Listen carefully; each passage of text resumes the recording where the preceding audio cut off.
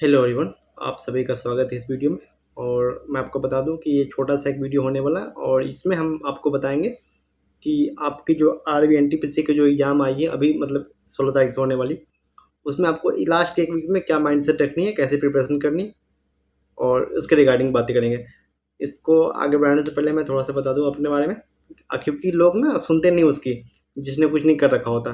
तो मैं बता दूं आपको कि अभी मैं ministry of housing and urban affair में वर्किंग हूँ दिल्ली में, ठीक। और मैंने एन टी पी सी का एग्ज़ाम पिछले बार जो दिया था उसमें मैंने 98 बने थे, वन वन मतलब 120 में से। और जो प्री का एग्ज़ाम था उसमें भी 80 के आसपास बने थे। तो थोड़े बहुत क्या गाइड मैं आपको कर सकता हूँ जिससे कि मतलब एग्ज़ाम तो मैंने और भी निकाले, रेलवे के टेक्नीशियन, ए एल पी और भी बहुत सारे एग्ज़ाम, एस एस सी का भी, सी एच एस एल, सी जी एल, है ना। इस पर बाद में बात करेंगे, बट अभी जो टॉपिक है उस पर बात करते हैं। आपको ये जो बाकी के एक हफ्ते हैं आपके पास, मतलब 9 से 16 तक, 15 ही मान लीजिए, 5-6 दिन जो आपके पास है, उसमें आपको किस किस चीज़ पर ध्यान देनी है और क्या क्या नहीं करना है, सबसे ज़्यादा जरूरी है क्या नहीं करना है। मैं प्रॉपर लिख के लाया हूँ यहाँ पे कि कुछ छूट ना जाए, है ना। आपको दिख रहा होगा थोड़ा कि क्या क्या करना है आपको लास्ट के 7 दिन में। पहली बात कि आप सबको पता है कि क्या सिलेबस है, आपने जो पढ़ना था पढ़ रखा है। आपको लास्ट के एक सप्ताह में क्या करना है कि आप 3-4 नंबर एक्स्ट्रा एज ले जाओ किसी और से, है ना। समझ रहे हैं बात को। इतना मेहनत सब कर रहे हैं, सबको परफॉर्म करके आना है। एग्जाम में जो परफॉर्म करेगा बढ़िया, वो अच्छा मतलब मार्क्स लेकर जाएगा। तो इसमें 2-3 तरह के कैंडिडेट होंगे। एक होंगे जिसका जो प्रो लेवल, जिसका 70-80 नंबर आराम से आ रहे हैं, 70-80 नंबर आ गए तो आप प्री निकाल ले जाओगे, ठीक है। क्योंकि नॉर्मलाइजेशन के बाद पिछले साल का जो कट ऑफ की बात करूँ तो पिछले साल कट ऑफ था ओबीसी का जो था, सॉरी जनरल का जो कट ऑफ था वो 80 के आसपास था, मतलब मैं एवरेज लेके चल रहा हूँ। और ओबीसी का 76 और एस सी एस टी उसी में मान लो थोड़ा सा 5-6 नंबर नीचे, है ना। अप्रोक्स में बात कर रहा हूँ, ये हर बोर्ड की अलग अलग कट ऑफ होती है, ठीक है। उसमें आपको क्या करना है कि अब मैं बात करता हूँ कि जिसका स्कोर 70 से ऊपर है, 70 से ऊपर मतलब कि, तो उनको ज़्यादा मौक़ों को देने की भी ज़रूरत नहीं है। आपको अपना लूप होल ढूंढना है सब्जेक्ट वाइज। आपको कैसे स्कोर करना है, देखिए आपको पता है कि 30 नंबर के मैथ आनी है, 30 नंबर रीजनिंग आनी है और 40 नंबर जी के आनी है। तो मैथ रीजनिंग बहुत ईजी आ रहा है, आप देख रहे हैं पीछे का ट्रेंड। तो आपको पता चल रहा है कि ईजी आ रहा है अगर आप सही से पढ़े हो तो। अगर फुल्टी मार दिए तो फिर तो आपके लिए सारा ही भी मतलब हार्ड है, तो आपको आपका तो नहीं हो सकता, सीधी सीधी बात। दूसरा ये है कि आप कैसे कर सकते हैं इसको। अगर एक बात मैं सबसे ज़्यादा इम्पोर्टेंट बात ये है कि आपको कंटेंट टेररिज्म का शिकार नहीं होना, है ना। कंटेंट टेररिज्म मतलब ये होता है कि इसका भी पीडीएफ ले लिए, उसका भी नोट्स ले लिए, ये भी कर लिए, वो भी कर लिए, ये भी कर लिए, इसका भी कैंटे पे भर में 5 घंटा पर कैंटे पे पढ़े जा रहे हैं। तो आपको उससे बचना है। कोई मास्टर लेकर आ रहा है 3 घंटे की क्लास और उसमें 30 क्वेश्चन करा के जा रहा है, आप अगर खुद से करोगे तो वो 40 मिनट में 30 क्वेश्चन कर ले जाओगे। भाई थोड़ा सा अगर बाहर से आवाज़ आती हो तो आप डिस्टर्बेंस नहीं लेंगे उसको, ठीक है। तो मेरा कोई स्टूडियो नहीं है, मैं ऐसे वीडियो बना रहा हूँ। तो क्या क्या करना है आपको, मतलब बचना है उस चीज़ों से। बड़े बड़ी लंबी लंबी क्लासें नहीं देखनी कि बस, अगर किसी का बहुत वीक है कोई जो टॉपिक, है ना, जैसे अब किसी का ज्योमेट्री वीक है तो ज्योमेट्री का एक क्लास देख लो तुम, है ना। जो मैं तो कहूँगा क्लास देखने से अच्छा कि फॉर्मूला रिवाइज कर लो उसकी, थोड़ा बहुत आती है तो कर ले जाओगे, है ना। तो क्या करनी है, मैं चैप्टर मतलब सब्जेक्ट में बताता हूँ क्या करनी है। मैथ में क्या करना है आपको, मैथ में आपको क्या करना है कि लास्ट में जो अभी जो लेटेस्ट एग्जाम हुए हैं, जैसे सेक्शन ऑफिसर का हुआ है, टेक्नीशियन को हुआ, ग्रुप डी का हुआ, पूरा पेपर नहीं सॉल्व करना। मतलब ग्रुप डी का भी आप 2 पेपर उठा लो, 25-50 क्वेश्चन होंगे उसमें 2 पेपर में मैथ के। रीजनिंग में, मैथ रीजनिंग दोनों के सेम बात कर रहा हूँ, ठीक है। मैथ रीजनिंग में ज़्यादा फोकस नहीं करना, फोकसबाजी नहीं करना। आपको क्या रखना है, आपको सिंपल रखनी चीज़ें। पहली बात कि आपको लेटेस्ट पेपर उठाने हैं, 2 पेपर, 2 सेट, कोई भी किसी भी एग्जाम के, 2 टेक्नीशियन को उठा लो, 2 उठा लो ग्रुप डी के, 2 उठा लो आप जो आरबी सेक्शन कंट्रोलर के हुए हैं, सो, है ना। तो आपके 6 पेपर हो गए, है ना। अभी जो पेपर हुए हैं हाल फिलहाल में, क्योंकि आपको उससे ट्रेंड पता चलता है कि कौन सा एक पेपर मतलब कौन सा क्वेश्चन पूछा जा रहा है, किस प्रकार का क्वेश्चन पूछा जा रहा है आपसे। तो 6 पेपर होंगे, आपको सोल्व करना है एग्जाम से पहले। आप मान लो 6 पेपर हो गए थे, 6 में अगर 30 क्वेश्चन भी हुए हैं मैथ के तो 180 क्वेश्चन, है ना। एक एक मैं मान लेता हूँ अप्रोक्स, है ना।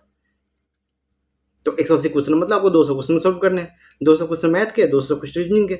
आपको इससे क्या होगा, आपको ट्रेंड्स पता चलेगी कि आपको ये क्वेश्चन हो पा रहा है परसेंटेज की, प्रॉफिट लॉस क्वेश्चन कर पा रहे हो, लेकिन ट्रिग्नोमेट्रिक क्वेश्चन आपसे नहीं बन पा रहा। तो उसके लिए क्या करना है आपको, उसके लिए एक मैथ मैनिया करके मतलब यूट्यूब पे एक ये है, क्या बोलते हैं उसको, चैनल। तो आपको क्या करना है, उस जो चैप्टर आपको लग रहा है कि इस चैप्टर में वीक हूँ मैं या मेरे से नहीं हो रहा है ना, एडवांस अगर ज़्यादातर रेलवे की तैयारी जो बच्चे करते हैं उसका एडवांस वीक होता है मेनली, मैंने देखा है, मतलब हो सकता है आपका अच्छा हो, बट तो आपको क्या करना है उसके लिए, उस पर्टिकुलर मैथ मैनिया पे जाना है और उसकी आपकी जो टॉपिक कमजोर है या मतलब आपको अगर ज्योमेट्री कमजोर है आपका, तो उसकी वीडियो देखनी है, पूरी वीडियो नहीं देखनी है, जो रिविजन करा हुआ है फार्मूला का वो देखनी है, उसको कैसे लगाना वो देखना है, क्योंकि आपके पास इतना टाइम है नहीं भाई, आपको और भी सिलेबस देखते हैं, मतलब जो मेन रूप से जीके जो मेन गेम पे लग करता है उसका करना है, ठीक है। तो मैथ में क्या करना है, मैथ में मैंने क्या बताया कि 6 पेपर उठानी है, 2 पेपर ग्रुप डी की, 2 पेपर सेक्शन ऑफिसर का और 2 टेक्नीशियन का, तो टोटल 6 पेपर हुए। आपको ये 6 पेपर सॉल्व करने हैं मैथ और रीजनिंग दोनों के लिए। इसमें से देखना है कि आप कौन से मतलब चैप्टर में वीक हो, या कौन से चैप्टर में मतलब आपको परेशान कर रही है, ज्योमेट्री हो, ट्रिग्नोमेट्री, मेंसुरेशन है, कोई भी। अगर आप देखो कि उसमें अगर फार्मूला की वजह से हम पीछे हट जा रहे हैं, जैसे कई बार होता है कि फार्मूला ही होता है मेन की, मतलब रेलवे के एग्जाम में तो जनरली होता है कि फार्मूला बेसिस पे मतलब क्वेश्चन आता है, अगर एडवांस की बात करें तो, या अलजेब्रा की जो भी, तो आप कर ले जाओगे, तो आपको फार्मूला रिवाइज करनी है कहाँ से, मैथ मनिया यूट्यूब चैनल से, या उसका पीडीएफ भी आप कहोगे तो मैं डाल दूंगा अपने टेलीग्राम चैनल पे, इसी मतलब वीडियो के नीचे मेरा टेलीग्राम चैनल का लिंक है, आप ज्वाइन कर लेंगे और कमेंट करेंगे, मैं डाल दूंगा वीडियो मतलब सॉरी पीडीएफ, ठीक है। मैथ के लिए आपको बता दिया क्या करना है, रीजनिंग का भी बता दिया कि रीजनिंग के लिए क्या करना है, रीजनिंग के लिए वही उसका जो 6 पेपर है उसको उठाना है, उसको सॉल्व करनी है, ठीक है। आप मॉक दे चुके हैं पहले ऑलरेडी, अगर आपने कहीं लो सॉरी मैं एक तो बात बताना भूल गया कि मैथ का रिवीजन नोट आपने कहीं बना रखा है, जैसे आपने कहीं से पढ़ा, ठीक है, तो आप कहीं भी बना रखे हैं वो नोट्स, तो उस नोट्स को रिवाइज कर लेंगे, आपको कहीं और से करने की जरूरत नहीं है। एक बार मैंने कह दिया कहीं और से मतलब कहीं और से भी नहीं, है ना, मैथ मानिया पे भी नहीं जाना, जिसके पास नोट्स नहीं है वो जा सकते हैं, ठीक है। तो मैं इसे जीके के लिए कर दिया। जीके के लिए क्या करना है, जीके के लिए आपको क्या करना है कि आपने जीके के लिए जो पढ़ रखा है पहले, इससे पहले मतलब कुछ तो पढ़ा होगा भाई, आप तैयार कर रहे हो किसी चीज़ की, कुछ तो पढ़ा होगा, आप सपोज लो आप पॉलिटी पढ़ रखे हो, आप हिस्ट्री पढ़ रखे हो, तो आप उसको रिवाइज कर लेना एक बार, जितना हो सके जितना शॉर्ट नोट, ये मतलब नहीं कि आपने मोटी मोटी किताबें बना रखी है तो आप समझो कि नहीं होगी रिवाइज, तो भाई वो पूरी बुक रिवाइज नहीं होगी, सही में नहीं होगी, कैसे होगी एक सप्ताह में इतनी सारी बुकें रिवाइज। तो अगर आपने के पास कोई शॉर्ट नोट है तो आप उसको डिवाइड करके जाएंगे, सिर्फ जीके के लिए, करंट अफेयर के लिए अलग से बात करेंगे, ठीक है। तो आपके पास अगर कोई शॉर्ट नोट है तो आप उसको डिवाइड करके जाएंगे। अगर आपके पास कोई शॉर्ट नोट नहीं है, अगर मोटी मोटी किताबें ले रखी है आपने, तो आपने हाईलाइट किया होगा कि चलो ये टॉपिक मेरा वीक है, या मतलब कुछ भी आपके पास अगर सोर्स अवेलेबल है तो आपको उसको पढ़ना है।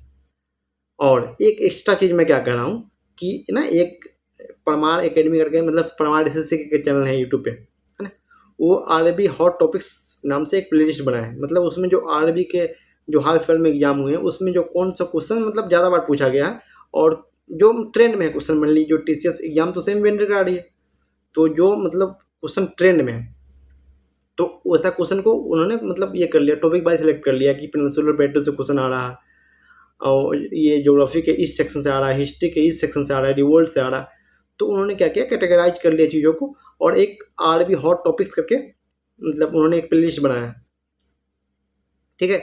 आप टेलीग्राम चैनल में जुड़ जाएंगे, मैं वो टेलीग्राम उसका मतलब सॉरी उसका लिंक शेयर कर दूंगा, मतलब आरबी हॉट टॉपिक्स जो उन्होंने बनाया है प्लेलिस्ट, उसका लिंक शेयर कर दूंगा, आप वहाँ से जाकर देख लेंगे। जो भी 10-5 वीडियो होंगे, छोटे छोटे वीडियो है, जैसे 20 मिनट का हो गया, 10 मिनट 15 मिनट, जब आप मतलब पढ़ लिए, टहल रहे हैं कहीं पे, तो हेडफोन लगाया बस देख लिया, है ना। एक बार अगर कोई चीज़ अगर टफ लगती है तो उसको नोट कर सकते हैं, छोटा मोटा चीज़, बाकी आपने पढ़ रखा है तो आपको वो मतलब हेल्प ही करेगी। वो इसलिए ज़रूरी है कि अभी मतलब बहुत वास्ट सिलेबस है इसका, है ना, जीके का, तो आपको उसमें मतलब exact to the point end में रिवीजन करना थोड़ा सा टफ लग रही, ट्रिकी हो जाता है आपके लिए। तो उसके लिए ये है कि आपको ट्रेंड्स कम से कम पता होनी चाहिए कि कौन सी ट्रेंड्स पे वीडियो मतलब क्वेश्चन अभी आ रहे हैं, मैं वीडियो बोल रहा हूँ कि कौन सी ट्रेंड्स की क्वेश्चन अभी आ रही है, तो आपको वहाँ से वो करना है हॉट टॉपिक्स, है ना। 10-15 जो भी वीडियो होंगे, 20 मिनट 15 मिनट के वीडियो रहते हैं, आप आराम से देख पाएंगे उसको। और उसका अगर पीडीएफ, तो पीडीएफ पर हमारे अकेडमी वो बता देंगे सर खुद ही कि कहाँ पीडीएफ मिल जाएगी उसकी। वैसे ज़्यादा पीडीएफ के पीछे भागने की ज़रूरत है भी नहीं, आपने बहुत सारा पीडीएफ फ़ोन में रखा हुआ है ऑलरेडी, तो आपको ये सब करने की ज़रूरत है नहीं, ठीक है। आपको वीडियो देखनी है उसको, अगर कोई वीडियो नहीं समझ में आती है एक बार में, तो आपको क्या करनी है, आपको उसको दोबारा प्ले करनी है, ठीक है। 3 चीज़ मैंने बात कर ली, मैथ पे बात कर ली, रीजनिंग पे बात कर ली, मैंने लिख रखा है टोटल, है ना ये नहीं मैं कुछ भूल जाऊँ आपको बताना है मुझे, है ना। तो मैथ पे बात कर ली, रीजनिंग पे बात कर ली, जीके पे बात कर ली, और करंट अफेयर की बात करता हूँ। करंट अफेयर अगर आपने कहीं से भी पढ़ रखा है, पहले से एसपीडी से पढ़ रखा है या कोई भी सोर्स फॉलो कर रखा है, किसी टीचर का पीडीएफ पढ़ रखा है, तो आप उसको करेंगे और कुछ नहीं करेंगे। समझ में आ रहा है बात? क्योंकि करंट अफेयर बहुत वास्ट है भाई, और आप पढ़ते जाओगे, पता चला कि 5 क्वेश्चन आए और उसमें एक ही कर पाओ, क्या मतलब उसका उतना टाइम डिवोट करने का? एक क्वेश्चन तो ऐसे भी क्वेश्चन कर लेते हैं लोग जो जनरल चीज़ें हैं। जैसे मैं पिछले बार देने गया तो मैं एक भी दिन नहीं पढ़ा करंट अफेयर, मैं अपना बता रहा हूँ कि एक भी दिन नहीं पढ़ के गया करंट अफेयर, मेरा रुचि भी नहीं उसमें। तो मैंने कैसे किया, मुझे पता है कि 1-2 क्वेश्चन तक कर ही लूँगा, जो मैं पेपर पढ़ता हूँ या कोई चीज़ें होती है कि न्यूज़ में आ जाती है, ऐसे कोई चीज़ आ गई तो मैं कर दूँगा।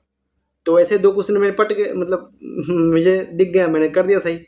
बाकी मैंने पढ़ा नहीं था, तो और उतना टाइम मैंने और कहीं डिवोट कर दिया, तो मेरा और स्कोर, जैसे मैथ में मेरा फुल स्कोर थे, रीजनिंग में स्कोर फुल थे, वो इस वजह से हो पाया कि मैंने करंट अफेयर को ज़्यादा टाइम नहीं दिया।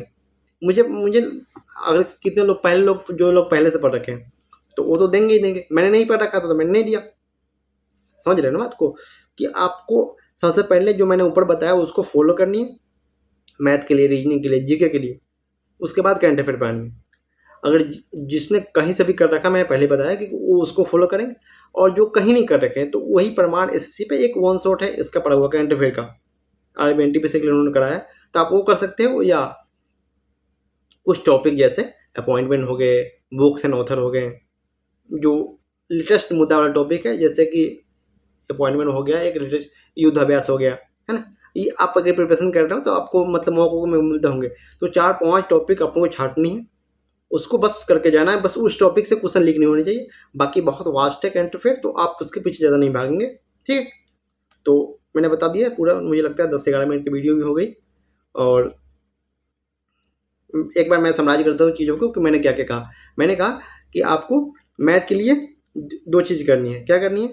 एक बार फार्मूला रिवाइज करना, आपका जो भी बना हुआ पहले से उसको रिवाइज करना है, और दूसरा कि लेटेस्ट 6 पेपर सॉल्व करनी है, 2 ग्रुप डी के, 2 टेक्नीशियन के, और 2 इसका जो सेक्शन कंट्रोलर का हुआ उसका, है ना, उसको सोल्व करनी है। अगर किसी के पास पीडीएफ है तो सोल्व कर ले, नहीं तो मैंने इस चैनल पे करा रखा है इसका, है ना, मैथ का और रीजनिंग का भी कुछ क्वेश्चन करा रखा है, तो आप वहाँ से कर सकते हैं। मैं बिल्कुल नहीं कहता हूँ कि मेरे चैनल का वीडियो देखो आप, है ना।